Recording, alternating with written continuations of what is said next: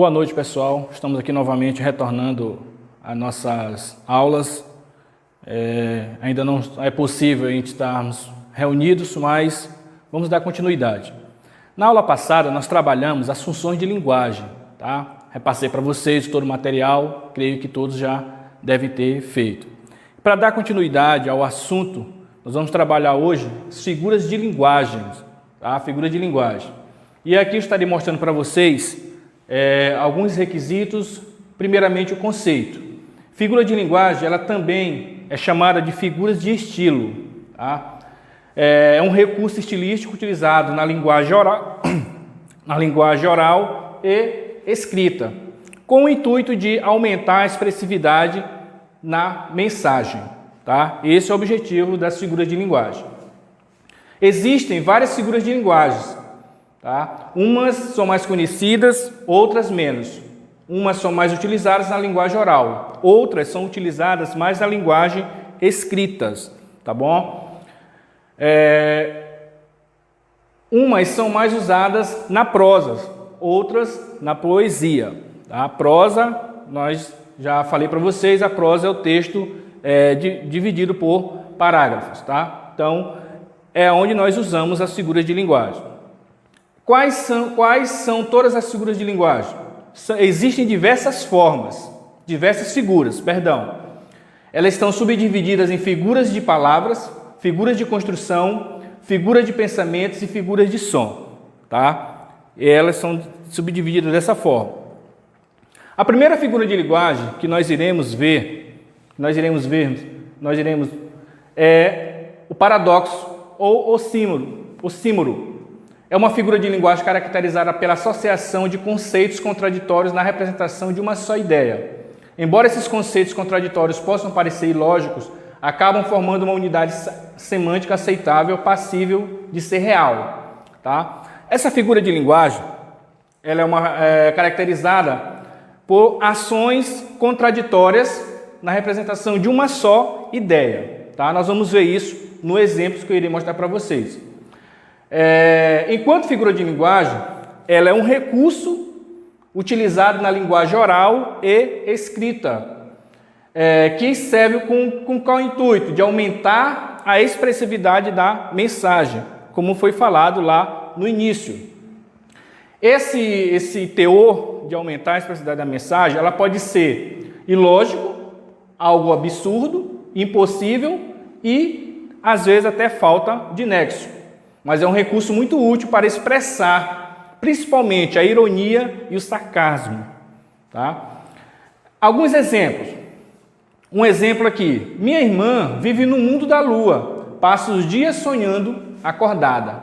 Então, observe que nós temos um paradoxo dentro de uma mesma ideia. Então, no intuito de ela alargar, aumentar a mensagem, ela coloca isso aqui. Minha irmã vive no mundo da lua, passa os dias sonhando acordada. Outro exemplo.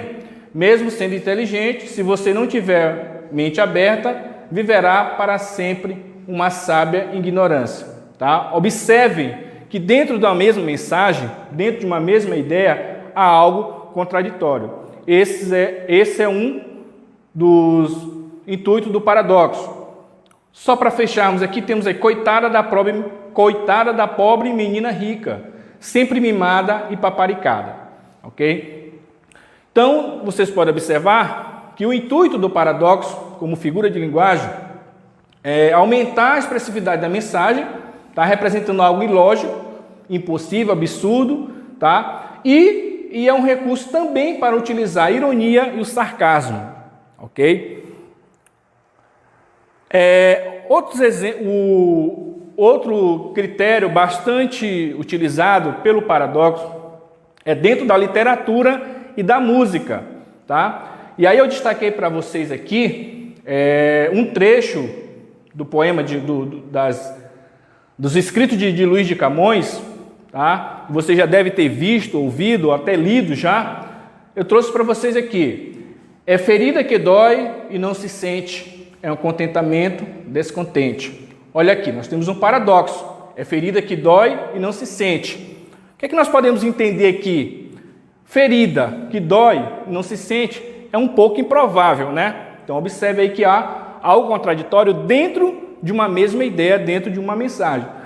Mas como o intuito dessa figura de linguagem é aumentar a expressividade na transmissão da mensagem, recorre para o paradoxo.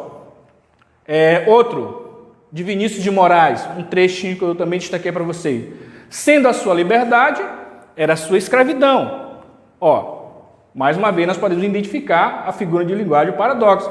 Se é liberto, se você está livre, então, se está livre não tem mais escravidão. Então você saiu da escravidão, ok? E dentro da música, eu destaquei aqui dois, uma de Renato Russo e a outra de Caetano Veloso. Renato Russo, em uma das suas músicas, ele colocou: já estou cheio de me sentir vazio. Tá? Que coisa é essa? Tá? Se estou cheio e me sinto vazio. Um paradoxo. Se você quiser me prender, vai ter que saber me soltar. Caetano Veloso. Tá? Paradoxo e antítese, eles são diferentes um do outro, apesar de estar bem próximos, porém, há uma diferença. O paradoxo se difere da antítese, porque no paradoxo os termos contraditórios, eles se referem à mesma ideia. Então, no paradoxo, os termos contraditórios é dentro da mesma ideia. Já na antítese, que também é uma figura de linguagem, tá? Os termos contraditórios se referem a ideias distintas. Enquanto no paradoxo o contraditório é dentro da mesma ideia, na antítese esses contraditórios eles ocorrem em ideias distintas. E sendo assim, destaquei dois exemplos para que vocês possam observar. Primeiro exemplo: alegria e tristeza são duas constantes da vida. Alegria e tristeza são duas constantes da vida. Tá? Todos os dias, os médicos lidam com a vida e a morte. Observem aqui que nós temos uma figura de linguagem, a antítese. Tá? O que eu falei anteriormente, antítese, termos contraditórios que se referem a ideias distintas, algo diferente. Tristeza e alegria são duas constantes da vida, tá bom? E aqui o último, os médicos. O que acontece com os médicos? Eles lidam com a vida e a morte, tá? Exemplo de antítese, diferente do paradoxo, que o paradoxo, as ideias são contrárias dentro da mesma ideia. Na antítese é o inverso.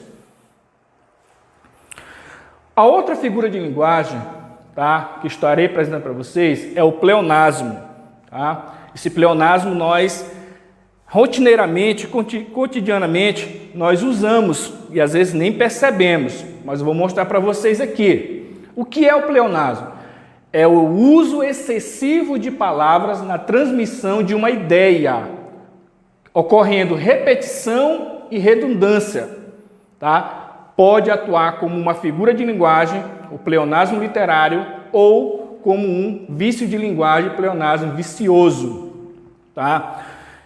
E o pleonasmo é um dos itens, é uma figura de linguagem que nós temos que ter bastante cuidado, principalmente quando nós estamos escrevendo, produzindo. Tá? Porque às vezes você está escrevendo e você usa de forma rotineira a repetição de uma mesma palavra, de uma mesma ideia, e isso se torna uma redundância, tá bom? E aí, esse tipo de acontecimento nós chamamos de pleonasmo. É o uso expressivo de palavra na transmissão de uma ideia. Ou seja, quando vamos falar, temos que ser objetivos. Assim, quando vamos escrevermos também, você tem que ser objetivo. Ou seja, vá ao ponto X. Então, não fique ali repetindo a mesma ideia. Por quê? Lembre que eu falei na primeira aula sobre os elementos da comunicação, que quando nós vamos escrever, nós temos que ter cuidado, porque você está escrevendo para uma outra pessoa, tá? O teu receptor. Então, você precisa transmitir uma ideia para ele, para que ele possa entender o que é que você quer transmitir. Se você ficar só repetindo a mesma coisa, ele não vai conseguir entender a tua mensagem. E isso nós caracterizamos com pleonasmo, tá bom? O pleonasmo ele pode ser literário, um vício de linguagem e um pleonasmo vicioso. Tá? Vou mostrar para vocês aqui o que é o pleonasmo literário. No pleonasmo literário, há uma repetição de ideias, que visa intensificar o valor expressivo das palavras, reforçando o que está sendo transmitido, e assim despertar sentimento e captar a atenção do leitor. É uma figura de linguagem também, tá? Pleonasmo literário. Aqui tem alguns exemplos, tá? Chovia uma triste chuva de resignação, de Manuel Bandeira. Ó mar salgado, quanto teu sal, são lágrimas de Portugal, Fernando Pessoa. Morrerás morte vil, na mão de um forte, Gonçalves Dias. E ri o meu riso de derramar meu pranto, Vinícius de Moraes. Me sorri um sorriso pontual, Chico Buarque. Ok, aqui é um pleonasmo literário. Aí vocês podem me perguntar, por quê? Qual era o intuito desses caras? Quando eles escreviam na literatura, ela não se atenta muito a esse tipo de situações. Mas, para intensificar, entendeu? Para intensificar, aumentar aquilo que ele quer transmitir, a sua mensagem, na literatura é possível, tá? Porém, dentro da língua portuguesa, quando eu trato de prosa, um texto em prosa, observe que aqui são trechos de textos poéticos, da poesia. Tranquilo, na poesia você é livre, tá? O autor do texto, ele é livre na poesia. Porém, isso na prosa eu não posso fazer. Por exemplo, você vai prestar uma prova de concurso, vai fazer uma pró-redação. Jamais você poderá atuar com pleonasmo, tá? Ter bastante cuidado. Na literatura, você é livre para fazer isso, porém, dentro da prosa, não, tá ok? E aqui, eu destaquei para vocês alguns pleonasmos vicioso, tá? Como eu falei, é uma repetição das ideias, é supérflua e inútil, sendo desnecessária para a transmissão do conteúdo da frase. Os vícios da linguagem ocorrem normalmente por falta de atenção e pouco conhecimento do significado das palavras pelos falantes. Por exemplo, entra para dentro. Pessoal, se você fala entra, claro que é para dentro, tá? E por que eu me senti em trazer isso aqui para vocês? Para mostrar que quando às vezes nós pegamos algum texto de vocês, encontramos esse tipo de situações na escrita e também na fala, tá? Então, muito cuidado. Se você diga entra, claro que é para dentro, a pessoa está lá fora. Outro, sair. Se é sair, claro que já é para fora. E às vezes eu coloco lá no meu texto, sair para fora. E na fala também, às vezes nos pegamos falando assim, subir para cima. Se é subir, claro que é para cima, tá? E aí temos outros, descer para baixo, adiar para depois, e aí vocês verão os demais pleonasmos viciosos. Uma outra figura de linguagem que também é bastante importante é a metáfora. Ela consiste numa comparação implícita. Aí depois lá no final eu vou mostrar para vocês a diferença de metáfora e comparação. É entre dois elementos que apresentam uma ou mais características em comum, sem que essa característica seja salientada. Assim, a comparação é feita de modo subentendido, não havendo também um termo comparativo explícito. Aí na frente eu vou mostrar para vocês a comparação. Primeiro eu vou mostrar exemplo para vocês da metáfora, exemplos dela. Essa notícia foi um balde de água fria. Minha filha está uma girafa. Aquele atleta é um touro. Esta informação será a chave do problema, tá? É algo implícito. Quando eu digo aquele atleta é um touro, tá? Eu usei esse termo para dizer que ele é o quê? Um cara forte. Deixar implícito que aquele cara é forte, tá bom? Essa notícia é um balde de água fria, ou seja, o que é algo frio? Uma tristeza, uma decepção ou uma desilusão, tá? Pois essa notícia pode ter sido. Então, eu uso o quê? Uma metáfora. Aí eu coloco um balde de água fria. Esta informação será a chave do problema, tá? Ou seja, a informação que alguém vai te trazer ou que você vai levar pode desvendar o problema, ou seja, é o ponto X, tá? Então eu coloco esse tipo de exemplo para deixar algo implícito, tá? Porém, aí o teu receptor, alguém que vai ler, ele vai entender, entendeu? Então você não quer falar, minha filha é uma girafa, ou minha filha é alta, ou seja, é grande. Então ela faz esse tipo de alusão, tá? A metáfora é uma das mais importantes ferramentas linguísticas da comunicação humana e a mais frequente das figuras de linguagem, sendo usada a quase todos os minutos pelos falantes da língua. Surge a partir de uma tendência humana de associar novos fatos a fatos já conhecidos e tem como principal objetivo tornar uma característica mais expressiva, tá? Deixar algo mais gostoso de ler e de transmitir, tá? Há metáforas na linguagem cotidiana, por exemplo, em poemas, em músicas, histórias infantis, textos sagrados e até na publicidade. Além de palavras, existem também expressões e textos como sentidos metafóricos, como difícil de engolir, ter o rei na barriga, ir para o olho da rua e a ponta do iceberg, bem como as parábolas da Bíblia e outras fábulas tradicionais, tá?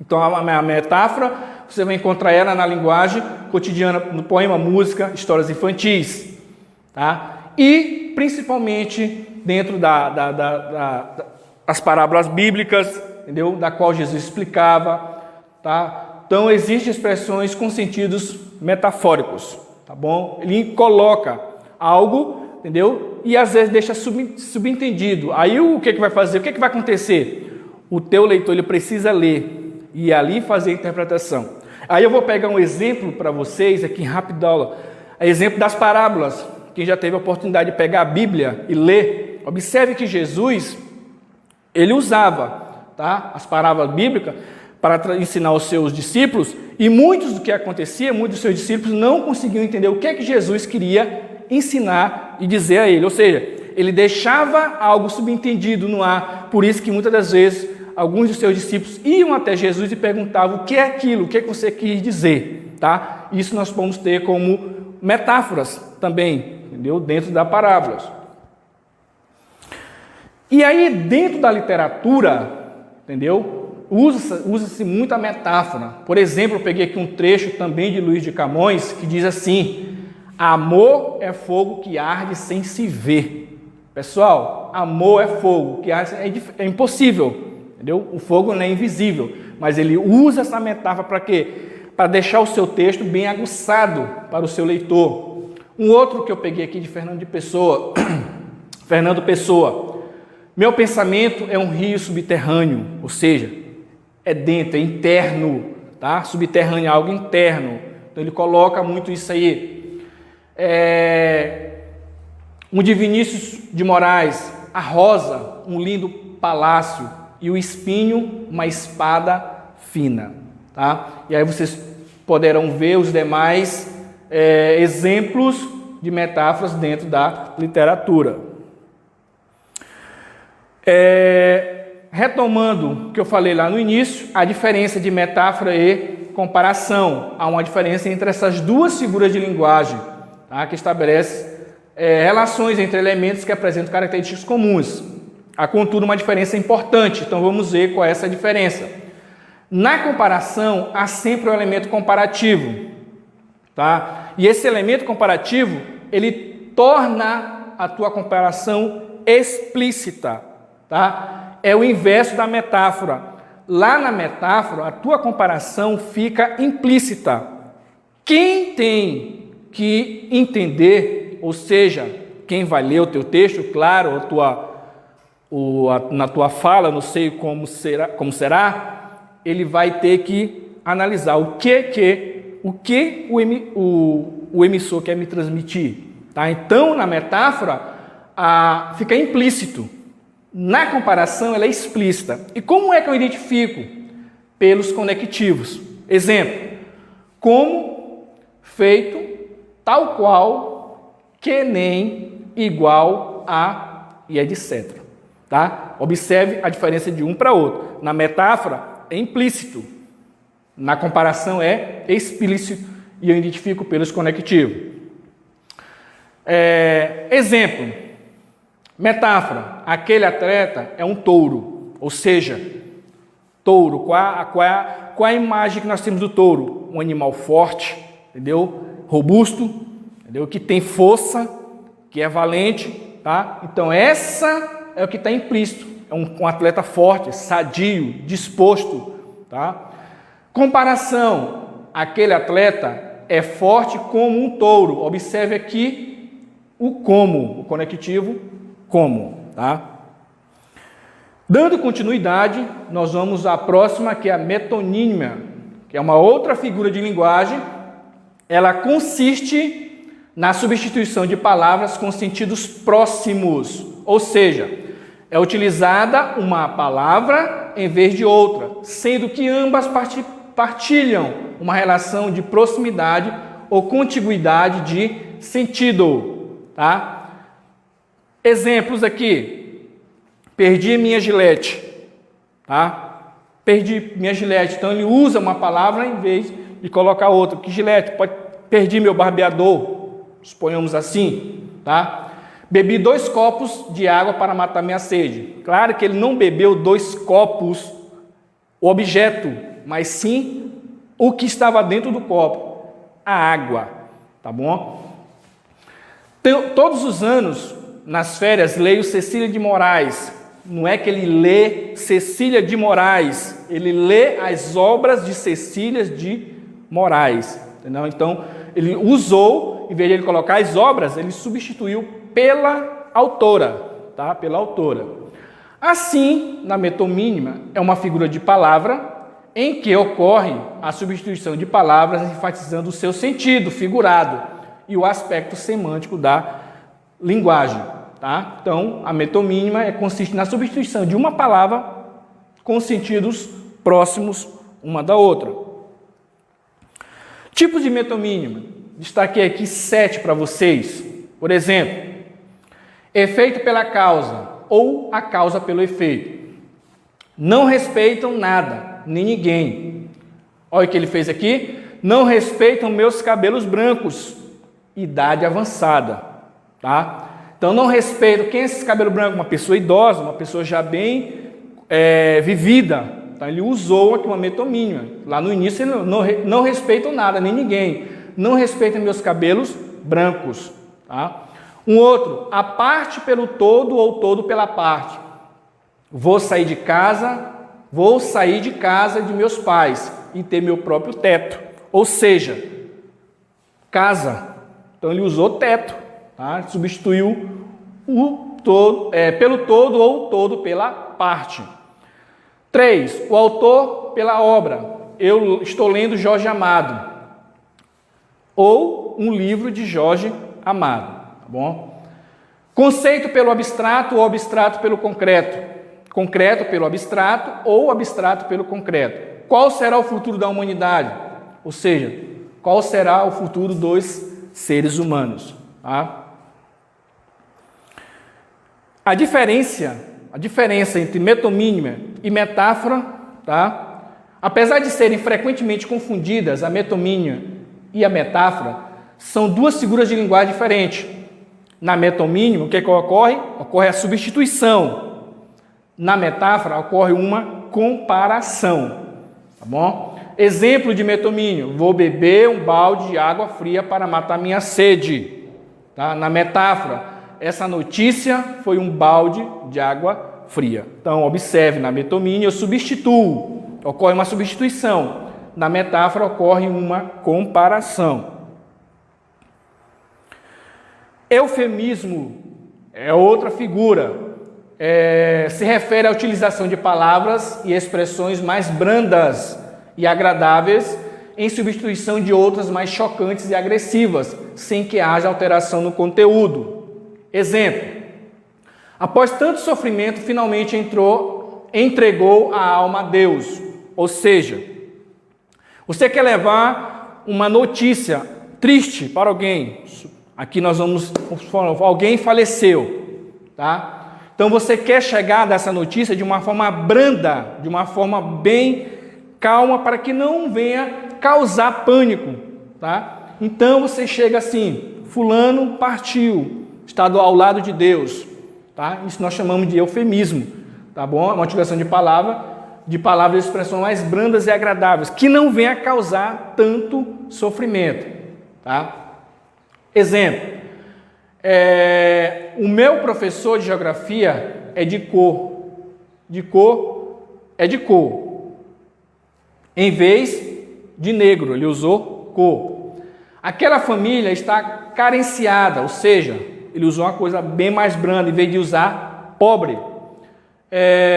Tem uma senhora que me ajuda na limpeza da casa, ou seja, então ele não usa empregada. Às vezes aqui ele usou senhora, mas as demais pessoas usam secretária.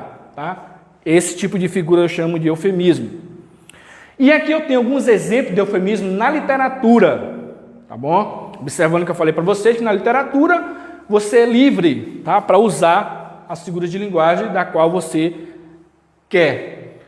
Aí, exemplo, quando a indesejada da gente chegar, Manuel Bandeira, até que um dia deixe o grande mergulho das trevas, Machado de Assis. Então, mergulho das trevas. Então, alguém ali bem ruim. Então, ele usou mergulho nas trevas. Tá? Através do eufemismo, é possível a realização de um discurso politicamente mais correto, que não promova atitudes negativas e não incentiva o preconceito, não ferindo a individualidade, raça e religiões. Isso aqui vocês vão ver muito, tá? Nós estamos próximos de uma política, de um período eleitoral, e usa-se muito o eufemismo, tá? Então ali a pessoa que vai discursar, para não agredir, tá, de forma bem grotesca, ele usa eufemismo, palavras brandas, palavras suaves, para que possa barganhar o seu eleitor, tá bom? Então, o eufemismo é para isso. Então, é para evitar palavras desnecessárias, palavras grotescas, então, para deixar bem suave. Isso na tua linguagem oral, na tua prosa, porém, na literatura, você fique à vontade, tá? Observe que você for pegar textos literários, vocês vão observar muitas figuras de linguagem. Aqui nós temos alguns itens, assuntos tristes, como a morte, a saudade, a separação, tá? Assuntos desagradáveis, como pobreza, violação dos direitos, tudo isso aqui nós caracterizamos como eufemismo. Uma outra figura de linguagem também bastante conhecida é a elipse. Ela é caracterizada pela omissão de termos da oração, sem que se prejudique o entendimento da mesma, dado que essa omissão é permitida pelo contexto e pelos restantes elementos gramaticais da oração, estando o termo claramente subentendido. Tá? Então, a elipse ela é caracterizada pela omissão do termo da oração. Aí eu tirei aqui alguns exemplos para vocês. Por exemplo, neste carnaval, vou sambar até amanhecer. Observe que na oração eu não tenho o sujeito explícito, ele está omisso. Tá? E ele está bem onde?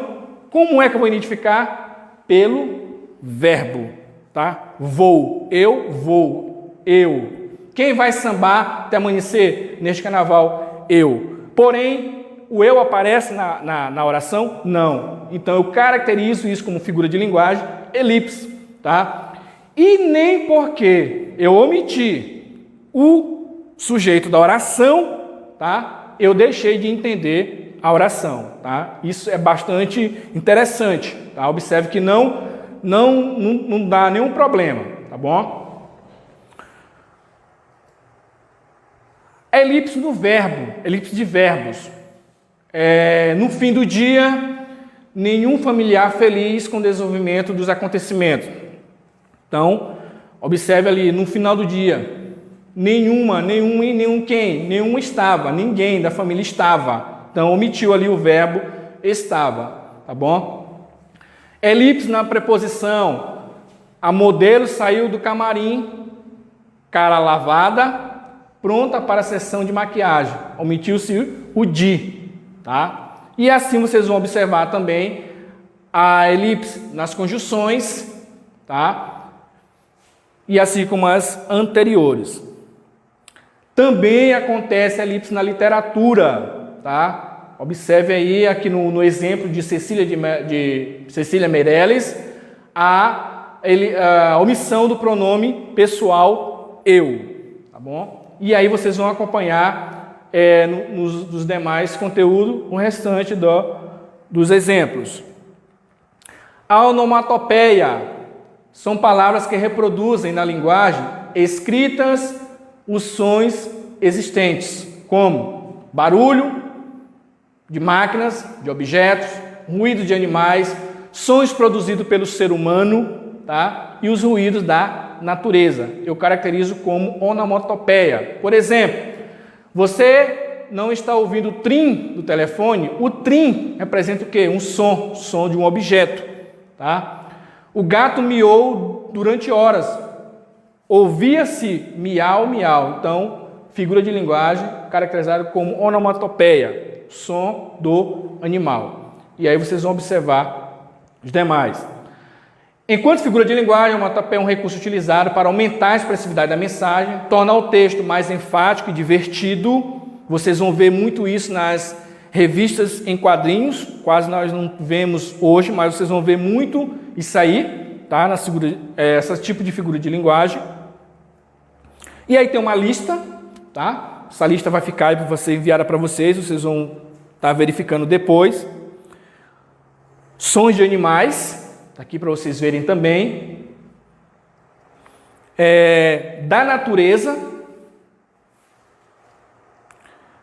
De outros idiomas. Aí eu vou deixar para vocês aqui. Aí tem o toque-toque, aí tem inglês. Tá? Cada um aí sendo representado. E a ironia. Tá? A ironia é uma outra figura de linguagem na qual é dito intencionalmente o oposto do que se pretende transmitir. Revestida de humor sutil, a ironia tem como objetivo a ridicularização e desvalorização de alguém ou de uma situação. Com a correta entonação, o falante sugere quais termos estão sendo usados ironicamente, demonstrando o seu tempo, graça e irritação, bem como desagrado, como uma situação que pretende satirizar, depreciar. Através da ironia, é possível enfatizar algo passível de ser criticado e comentado.